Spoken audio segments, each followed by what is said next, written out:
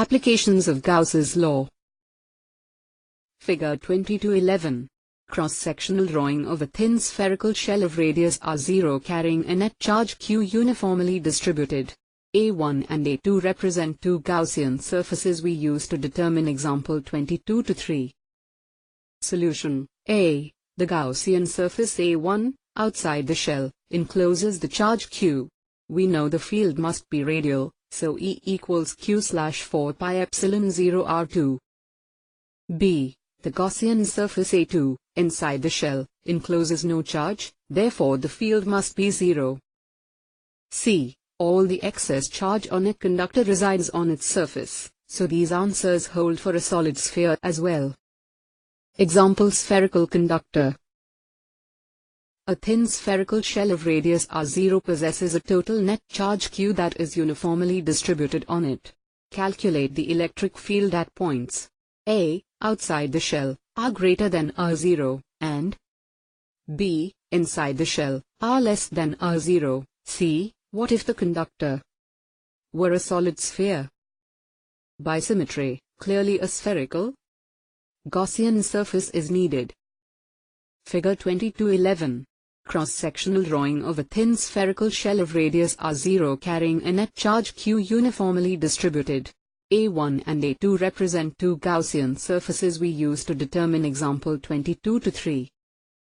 Solution. A. The Gaussian surface A1, outside the shell, encloses the charge q. We know the field must be radial, so E equals q/4 pi epsilon 0 r2. B. The Gaussian surface A2, inside the shell, encloses no charge, therefore the field must be 0. C. All the excess charge on a conductor resides on its surface, so these answers hold for a solid sphere as well. Example: solid sphere of charge results.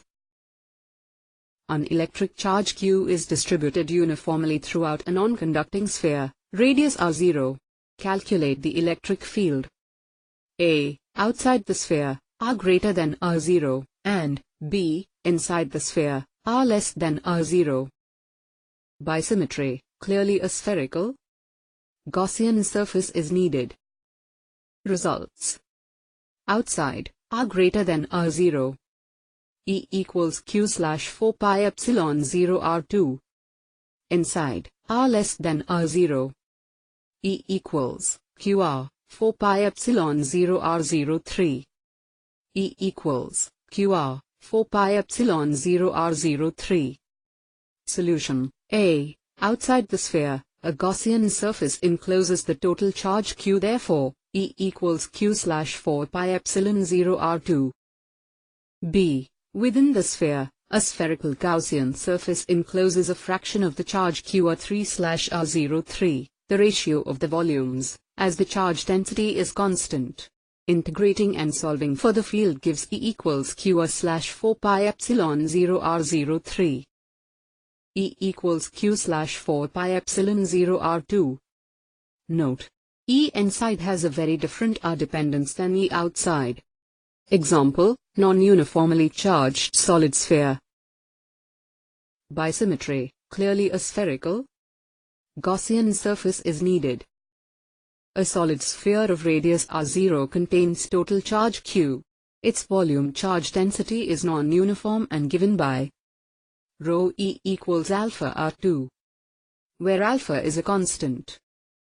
Calculate A. The constant alpha in terms of q and r0. B. The electric field as a function of r outside the sphere.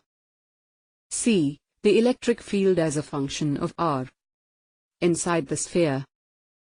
Results. Alpha equals 5q, 4 pi 0 r0 5. Outside, r greater than r0. E equals q/4 pi epsilon 0 r2. Inside, r less than r0. E equals qr3, 4 pi epsilon 0 r0 5. Solution. A. Consider this sphere to be made of a series of spherical shells, each of radius r and thickness dr. The volume of each is dV equals 4 pi r2 dr. To find the total charge, Q equals rho EdV equals 4 pi alpha R05/5, giving alpha equals 5Q/4 pi R05. B. The charge enclosed in a sphere of radius r will be QR5/R05. Gauss's law then gives E equals QR3/4 pi epsilon 0 R05. Note: E inside has a very different R dependence than E outside. Long uniform line of charge. Example: long uniform line of charge. A very long straight, effectively, L, wire of radius r has a uniform positive charge per unit length, lambda. Calculate the electric field at points near and outside the wire, far from the ends. By symmetry, clearly a cylindrical Gaussian surface is needed. Note: E for the wire has a very different R dependence than E for the sphere. Solution: if the wire is essentially infinite, it has cylindrical symmetry and we expect the field to be perpendicular to the wire everywhere. Therefore, a cylindrical Gaussian surface will allow the easiest calculation of the field. The field is parallel to the ends and constant over the curved surface. Integrating over the curved surface gives E equals lambda/2 pi epsilon 0 r. Results: E equals lambda, 2 pi epsilon 0 r. Infinite plane of charge. A cylindrical Gaussian surface was chosen, but here, the shape of the Gaussian surface doesn't matter. The result is independent of that choice. Example: infinite plane of charge.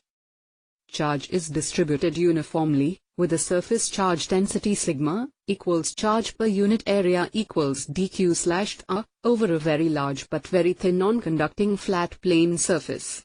Calculate the electric field at points near the plane. Solution: we expect E to be perpendicular to the plane, and choose a cylindrical Gaussian surface with its flat sides parallel to the plane. The field is parallel to the curved side. Integrating over the flat sides gives E equals sigma/2 epsilon 0. Results: E equals sigma, 2 epsilon 0. Electric field near any conducting surface. Example: electric field near any conducting surface. Show that the electric field just outside the surface of any good conductor of arbitrary shape is given by E equals sigma, epsilon 0, where sigma is the surface charge density on the surface at that point. Solution: again we choose a cylindrical Gaussian surface. Now, however, the field inside the conductor is 0, so we only have a non-zero integral over one surface of the cylinder. Integrating gives E equals sigma, epsilon 0. A cylindrical Gaussian surface was chosen, but here, the shape of the Gaussian surface doesn't matter. The result is independent of that choice. Sigma equals 2 sigma outside a conducting plane of charge. The difference between the electric field outside a conducting plane of charge and outside a non-conducting plane of charge can be thought of in two ways. 1. The E field inside the conductor is 0, so the flux is all through one end of the Gaussian cylinder. 2. The non-conducting plane has a total surface charge density sigma, but the conducting plane has a charge density sigma on each side, effectively giving it twice the charge density. A thin, flat charged conductor with surface charge density sigma on each surface. For the conductor as a whole, the charge density is sigma equals 2 sigma. All charge on a static conductor must be on the surface. Consider a static conductor of any shape with total charge Q. See figure. Choose a Gaussian surface, dashed in figure, just below and infinitesimally close to the conductor surface. We just said that the electric field inside a static conductor must be 0. By Gauss's law, since the electric field inside the surface is 0, there must be no charge enclosed. So, all charge on a static conductor must be on the surface. All charge on a static conductor must be on its outer surface. Now, Consider a static conductor of any shape with total charge Q and an empty cavity inside. See figure. Choose a Gaussian surface, dashed in the figure, just outside and below, infinitesimally close to the surface of the cavity. Since it is inside the conductor, there can be no electric field there. So, by Gauss's law, there can be no charge there, so there is no charge on the cavity surface and all charge on a static conductor must be on its outer surface. Outline of procedure for solving Gauss's law problems.